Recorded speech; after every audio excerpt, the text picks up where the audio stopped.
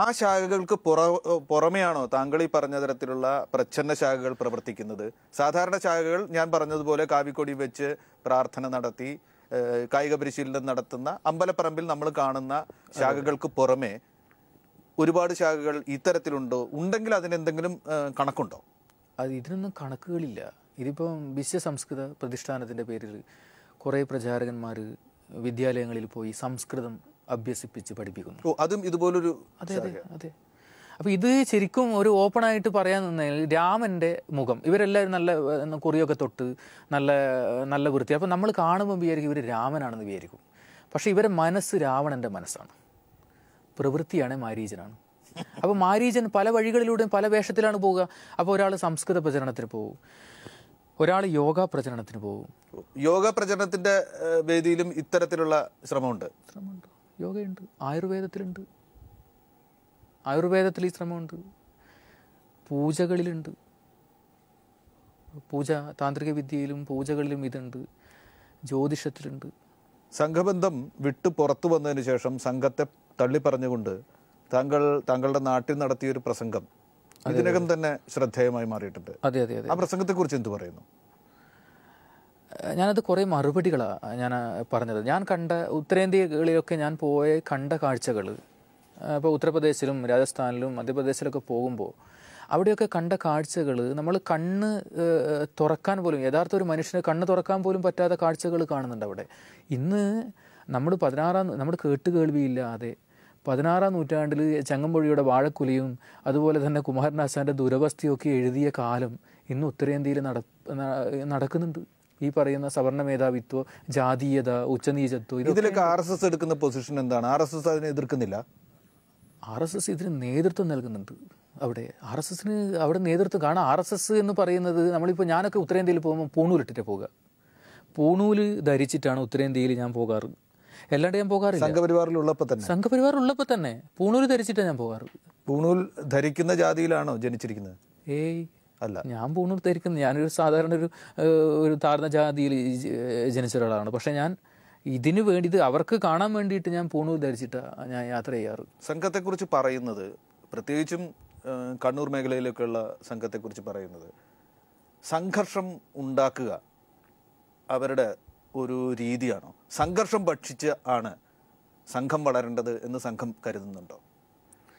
സംഘർഷഭൂമിയാക്കുക കണ്ണൂർ എന്നുള്ളത് RSSൻ്റെ ഏറ്റവും വലിയ അജണ്ട തന്നെയാണത്. പാറപ്പുറത്തൊരു ശാഖ എന്നാണ് നമ്മളോടൊക്കെ പണ്ട് പറയാറ്. പാറപ്പുറം എന്ന് പറയുന്നത് കമ്മ്യൂണിസ്റ്റ് പാർട്ടി ജനിച്ച സ്ഥലമാണ്. അപ്പോൾ പാറപ്പുറത്ത് ഒരു ശാഖ, അതാണ് RSSൻ്റെ ലക്ഷ്യമെന്ന് പലപ്പോഴും നമ്മുടെ ശാഖകളിലൊക്കെ നമ്മൾ പറയാറുണ്ട്. ഈ പാറപ്പുറത്ത് ശാഖയില്ലല്ലോ, അപ്പോൾ പാറപ്പുറത്തൊരു ശാഖ ഉണ്ടാക്കുക, അതാണ് RSSൻ്റെ ഒരു ലക്ഷ്യം, കണ്ണൂർ ജില്ലയിലെ ലക്ഷ്യം. പിന്നെ എന്താ പ്രശ്നം എന്ന് വെച്ചാൽ, അല്ല, പാറപ്പുറത്തൊരു ശാഖ ഉണ്ടാക്കാൻ ഒരു കമ്മ്യൂണിസ്റ്റ് വിരുദ്ധ സംഘടന ആഗ്രഹിക്കുന്നതിൽ തെറ്റുണ്ടെന്ന് നമുക്ക് പറയാൻ കഴിയില്ല. പക്ഷെ അത് സംഘർഷത്തിലൂടെ ഉണ്ടാക്കാനാണ് ശ്രമിക്കുന്നത്. സംഘർഷമുണ്ടാക്കുക. ഇപ്പം വെണ്ടുട്ടായിയൊക്കെ അവർ ശരിക്കും രാഷ്ട്രീയ ഭീകരതയാണ് സൃഷ്ടിക്കപ്പെടുന്നത്. ഈ പിണറായിയുടെ ആ അടുത്ത ഭാഗങ്ങളിലൊക്കെ അവർ അങ്ങോട്ടേക്ക് കയറാൻ വേണ്ടിയിട്ട് ഭീതിപ്പെടുത്തുകയും, ഇപ്പോൾ ബോംബേർ കൊണ്ടൊരു അമ്മയൊക്കെ അവിടെ മരിക്കുകയൊക്കെ ചെയ്തല്ലോ, ഒരമ്മേനെ അവർ കൊന്നല്ലോ ബോംബെറിഞ്ഞിട്ട്. പക്ഷേ അവർ ക്യാൻസർ ബാധിത എന്നൊക്കെ പറഞ്ഞിട്ട് കുപ്രചരണങ്ങൾ അടിക്കുന്നുണ്ട് എങ്കിലും അവർ മരിച്ചത് ബോംബേർ കൊണ്ട് തന്നെയാണ്. അപ്പോൾ ഇങ്ങനെ ഭീതിയിലൂടെ ഒരു രാഷ്ട്രീയത്തെ സൃഷ്ടിക്കുക എന്ന് പറയുന്നത് ഭീകരവാദമല്ലേ? അതിനെ ഭീകരവാദം എന്നല്ലേ വിളിക്കേണ്ടത്? ഇപ്പോൾ ഇത്തരത്തിൽ ആ അമ്മയുടെ ഉദാഹരണം, അതുപോലെ തന്നെ നമ്മുടെ അസ്ന കാലുപോയ ആ കുട്ടിയുടെ ഉദാഹരണം ഒക്കെ RSSനെതിരെ ചൂണ്ടിക്കാണിക്കാറുണ്ടെങ്കിലും പാർട്ടി ഗ്രാമങ്ങൾ ഉണ്ടാക്കുന്നു, മറ്റുള്ളവരുടെ കൊടികുത്താൻ അനുവദിക്കാതിരിക്കുന്നു, ജനാധിപത്യ വിരുദ്ധമായി പെരുമാറുന്നു എന്നൊക്കെ ആരോപിക്കപ്പെടുന്നത് CPIM-നെതിരെയാണ്. മാധ്യമങ്ങളിലൊക്കെ അത്തരത്തിലാണ് വാർത്തകൾ വന്നുകൊണ്ടിരിക്കുന്നത്. സത്യത്തിൽ കണ്ണൂരുള്ള രാഷ്ട്രീയ സംഘർഷങ്ങളുടെ ഉത്തരവാദി എന്ന നിലയ്ക്ക് സംഘപരിവാറിനെ പ്രതിഷ്ഠിക്കാൻ താങ്കൾ ആഗ്രഹിക്കുന്നുണ്ടോ, അതോ അതിൽ പകുതി ഉത്തരവാദിത്വം CPIM-ന് തന്നെ ഉണ്ട് എന്നാണ് താങ്കളുടെ വിശ്വാസം? CPIM പലപ്പോഴും അവർക്ക് ചെയ്യേണ്ടി വരേണ്ട അത് പ്രതിരോധം എന്ന ഒരു അവസ്ഥയിലേക്കാണ് CPIM എത്തുന്നത്. നമ്മളിപ്പോൾ കണ്ണൂർ ജില്ലയിലെ സംഘർഷം നോക്കുമ്പോൾ പ്രതിരോധം മാത്രമാണ്. ഇപ്പോൾ ആയിത്തറ, എൻ്റെ നാട്ടിൽ ഈ ആയിത്തറയിൽ ഏറ്റവും കൂടുതൽ കൊല ചെയ്യപ്പെട്ടിട്ടുള്ളത് CPM പ്രവർത്തകരെയാണ് കൊന്നിട്ടുള്ളത്.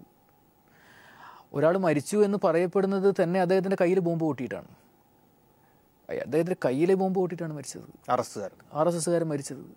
അപ്പോൾ കൊല്ലുന്നത് വിജേഷിനെയും ശ്രീജിത്തിനെയും കൊന്നതാണ്. അപ്പോൾ നല്ലൊരു പ്രവർത്തകരായിരുന്നു അവർ. വിജേഷ് മാലയിട്ട സ്വാമിയായ ആളെയാണ് ഇവർ ബോംബെറിഞ്ഞ് കൊല്ലുന്നത്, വെട്ടിയും കുത്തിയും കൊല്ലുന്നത്. അതുപോലെ ശ്രീജിത്തിനെയും കൊന്നു. ഈ കൊലപാതകം എൻ്റെ നാട്ടിൽ, ഒരു ചെറിയ ഗ്രാമമാണ് എൻ്റെ നാടെന്ന് പറയുന്നത്.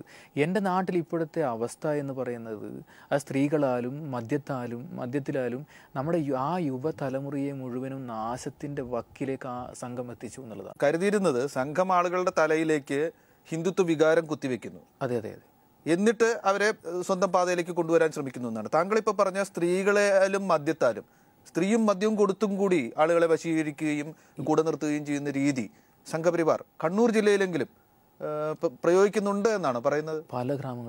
പല ഗ്രാമങ്ങളിലും ഇവരുടെ ഏറ്റവും വലിയൊരു അജണ്ടയായി ഇത് മാറിയിട്ടുണ്ട്. സ്ത്രീകളെയും മദ്യത്തെയും ഉപയോഗിക്കുക, യുവാക്കളിൽ ഹരം പകരുക, എന്നിട്ട് ആ യുവാക്കളെ ആയുധ പരിശീലനം. അത് ഈ ബോംബൊക്കെ നിർമ്മിക്കണേ വളരെ എന്താ പറയേണ്ട ഒരു വല്ലാത്തൊരു ഇതാണ് ബോംബ് ഉണ്ടാക്കുക എന്നൊക്കെ പറയുന്നത്.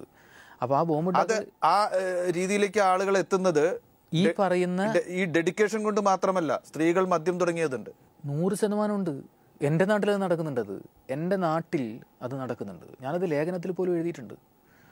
ദേശാഭിമാനിൽ 28-ാം തീയതി ലേഖനത്തിൽ, സ്വയംസേവകൻ്റെ കുംഭസാരം എന്ന് പറയുന്ന ആ ലേഖനത്തിൽ ഞാൻ വളരെ വ്യക്തമായിട്ട്, ഞാനത് ജരാചരനോടൊക്കെ സംസാരിച്ചിട്ടുമുണ്ട്, ഞാനത് എഴുതിയിട്ടുണ്ട്. കാര്യം ഇത് അനുഭവമാണ്. നാട്ടിലെ സഖാക്കൾക്കോ അല്ലെങ്കിൽ നാട്ടിലെ സാധാരണ മനുഷ്യർക്ക് പോലും അത് നിഷേധിക്കാൻ പറ്റില്ല. ഇങ്ങനെയുള്ളൊരു സംഘത്തിനെതിരെ അതിൻ്റെ ദീർഘകാലം 5 വയസ്സ് മുതലുള്ള ബന്ധം വിച്ഛേദിച്ച് പുറത്തിറങ്ങി ഇതൊക്കെ വിളിച്ചു പറയുമ്പോൾ താങ്കൾക്ക് പേടിയില്ലേ? ഭീഷണിയുണ്ട്. കൊല്ലുമെന്ന ഭയം എന്തായാലും ഉണ്ടല്ലോ. കൊല്ലുമെന്ന ഭയമുണ്ട്, ഭീഷണിയും നിലനിൽക്കുന്നുണ്ട്. പക്ഷേ ഒരു സാമൂഹികമായ ഒരു ചുറ്റുപാടിൽ മറ്റ് മതങ്ങളെയോ അല്ലെങ്കിൽ ഒരു പ്രസ്ഥാനത്തെയോ കൊല്ലപ്പെടേണ്ടതാണ് എന്ന് ചിന്തിപ്പിക്കപ്പെടുന്ന ഒരു പ്രസ്ഥാനം, ആ പ്രസ്ഥാനത്തിൻ്റെ കൂടെ നിൽക്കുക എന്ന് പറയുന്നത് വലിയൊരു തെറ്റാണ്. 25 വർഷം ഞാൻ ചെയ്തത് എന്ന് എനിക്ക് നല്ല ഉറപ്പുണ്ട്. സുധീഷ്, താങ്കളെക്കാൾ മുമ്പ് വാസുമാഷൊക്കെ OK വാസുവൊക്കെ ഇങ്ങോട്ട് മാറി, RSS നിന്നും BJP നിന്നും ഒക്കെ മാറി CPIM-ലേക്ക് വന്നു. കണ്ണൂർ ജില്ലയിലെ ഒരു അവസ്ഥയുടെ തെളിവായിട്ട് ചിലർ അത് ചൂണ്ടിക്കാണിക്കുകയുണ്ടായി, ചില നിരീക്ഷകരൊക്കെ. RSS വിട്ടാൽ CPIM-ൽ വന്നിരിക്കണം, അത് അവരുടെ ജീവരക്ഷയുടെ കൂടി ഒരു ആവശ്യമാണ് എന്ന്. അങ്ങനെ എന്തെങ്കിലും ഒരു പ്രചോദനം RSS വിട്ടുകഴിഞ്ഞാൽ കമ്മ്യൂണിസ്റ്റ് അല്ലാതെ മറ്റൊരു മാർഗമില്ല ജീവിക്കാൻ, ജീവൻ നിലനിർത്താൻ, കൊല്ലപ്പെടാതിരിക്കാൻ എന്നൊരവസ്ഥ കണ്ണൂരിലുണ്ടോ? താങ്കളെ അത് ആ അവസ്ഥ നിർബന്ധിച്ചിട്ടുണ്ടോ കമ്മ്യൂണിസ്റ്റ് ആവാൻ? കമ്മ്യൂണിസ്റ്റ് ആകണമെന്ന് ഞാൻ കുറച്ചു കാലം മുമ്പേ ചിന്തിക്കുന്ന ഒരു വിഷയമാണ്. പക്ഷേ ഇതിൻ്റെ അപ്പുറത്തേക്ക് ഞാൻ ചിന്തിച്ചൊരു കാര്യം, രണ്ടാമതൊരു ഓപ്ഷൻ എൻ്റെ അടുത്ത് ഉള്ളത് കോൺഗ്രസ് ആണ്. അതിലും നല്ലത് മരിക്കുന്നതാണ് നല്ലത് എന്ന് പൂർണ്ണ വിശ്വാസമുണ്ട്. കാരണം അതൊരു നാണം കെട്ട ഒരു സംഘടനയാണ് കോൺഗ്രസ് എന്ന് പറയുന്നത്. അത് ചിന്തിക്കുമ്പോൾ നമ്മളൊന്ന് കുറച്ചുകൂടി ഡെപ്തായി അങ്ങനെ തൊട്ട് ഇങ്ങോട്ട് ചിന്തിക്കുമ്പോൾ അതൊരു നാണം കെട്ട സംഘടനയാണ്. അതിലേക്ക് പോകുന്നതിനേക്കാളും നല്ല ഒരു ശക്തമായ ഒരു സംഘടന, ഒരു വിപ്ലവാധിഷ്ഠിതമായ ഒരു സംഘടന, സമൂഹത്തിൻ്റെ താഴേക്കടയിലൂടെ ഒരു സാധാരണക്കാരനിലൂടെ അതിനെ വളർത്തി ഒരു വലിയൊരു പ്രസ്ഥാനത്തിലേക്ക് നയിക്കുന്ന വലിയൊരു ആശയവും അതൊക്കെ ഉള്ള ഒരു സംഘടനയിലേക്ക് തന്നെ പോകണമെന്ന് എനിക്ക് ഉറപ്പുണ്ട്. പിന്നെ ഒരു സെക്യൂരിറ്റിയും വേണം. CPM തന്നെയാണ് ഇപ്പോൾ അവിടെ കണ്ണൂർ ജില്ലയിൽ ഈ RSSൻ്റെ എന്താ പറയേണ്ടത്, എതിരായി എന്നല്ല, അവരെ ചെറുക്കുന്നത് ശരിക്കും അവിടെയുള്ള മുസ്ലിങ്ങളെയും ക്രിസ്ത്യാനികളെയും ഒക്കെ ഒരു തരത്തിൽ പറഞ്ഞ് രക്ഷിക്കുന്നത് CPM-ൻ്റെ പ്രവർത്തനം തന്നെയാണ്. താങ്കൾക്ക് ഭീഷണിയുണ്ട് എന്ന് പറഞ്ഞു, അത് സ്വാഭാവികമാണ്.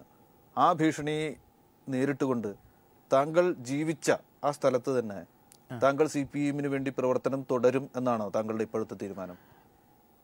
ഇപ്പോഴുള്ള കുറച്ച് അവസ്ഥയിൽ നാട്ടിൽ പോയി പ്രവർത്തിക്കാൻ കുറച്ച് ബുദ്ധിമുട്ടുകളുണ്ട് ഭീഷണി കൊണ്ട്. അതെ. അപ്പോൾ അവിടെ ശരിക്കും കലിയിളകിയ കോമരം പോലെ അവിടെ കുറച്ച് ആളുകൾ എൻ്റെ പിന്നാലെ ഉണ്ട് എന്ന് എനിക്കറിയുന്നത് കൊണ്ട് ഞാൻ നാട്ടിൽ എന്തായാലും കുറച്ച് കാലം പ്രവർത്തിക്കാൻ കുറച്ച് ബുദ്ധിമുട്ടായിരിക്കും. താങ്കളിങ്ങനെ മാറിക്കഴിഞ്ഞിട്ട് താങ്കളുടെ അമ്മയാണ് 5 വയസ്സിൽ സ്കൂളിൽ ചേർക്കുന്നതിന് മുമ്പേ കൊണ്ടുപോയി ശാഖയിലെ ധ്വജത്തിന്റെ മുമ്പിൽ താങ്കളെ സമർപ്പിച്ചത് എന്ന് പറഞ്ഞു. താങ്കളുടെ ഈ ചിന്താഗതിയിലുണ്ടായ മാറ്റത്തെ അമ്മ എങ്ങനെ കാണുന്നു, കുടുംബം എങ്ങനെ കാണുന്നു? ഞാൻ അമ്മക്കും അച്ഛനൊക്കെ ഭയങ്കര സങ്കടമുണ്ട്, ഏട്ടനും എല്ലാവർക്കും. അവരൊക്കെ ഉറച്ച സംഘപരിവാർ അനുയായികളാണ്, ഉറക്കെ സംഘകുടുംബാണ്.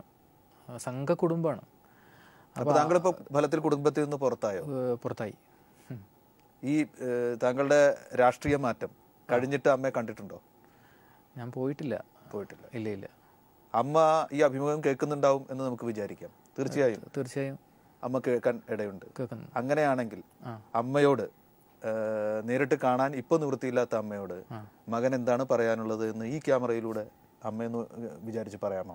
ഇതുവരെ ഞാൻ പ്രവർത്തിച്ച പ്രസ്ഥാനം പ്രച്ഛന്ന വേഷധാരികളുടെ പ്രസ്ഥാനമാണ്. ഇന്ന് ഞാൻ സമൂഹത്തിലേക്ക് ഒരു സഖാവ്, ഒരു കൂട്ടുകാരൻ എന്ന നിലയിലേക്ക് തുറന്ന മനസ്സോടെ പ്രച്ഛന്നമല്ലാത്ത രീതിയിലാണ് ഞാൻ സമൂഹത്തിലേക്ക് ഇറങ്ങുന്നത്.